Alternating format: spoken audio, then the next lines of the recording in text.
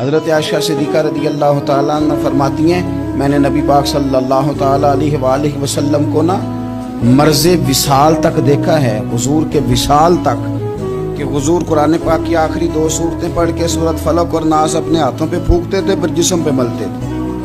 قرآن پاک میں شفا ہے۔ اب تو لوگوں نے دم درود کو نا اس کو بڑا ہلکا سا کام سمجھ لیا۔ ویسے بھی یہ عاملوں کے ہتھے چڑھ گیا، ملنگوں کے ہتھے چڑھ گیا، کاروبار بن گیا، تجارت بن گئی۔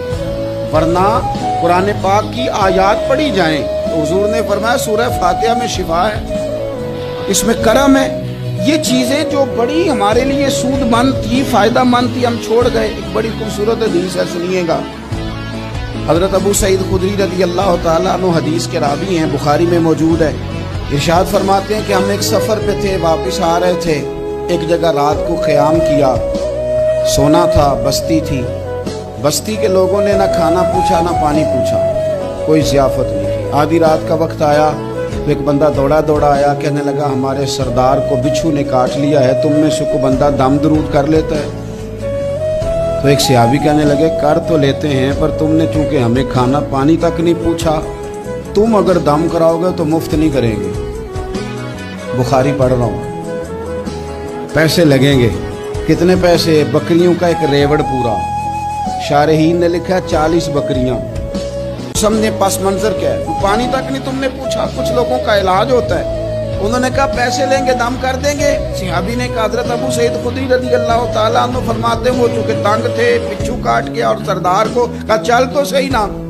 وہ صحابی گئے، سورہ فاتحہ پڑھ کے دم کیا، اور حدیث بخاری سے میں آپ کو دکھاؤں گا۔ لوگ کہتے ہیں دم کدھر سے آ گیا؟ بخاری پڑھ رہا ہوں، صحیح بخاری۔ شفا تو اللہ نے دینی ہے نا، رب کریم نے شفا دے دی۔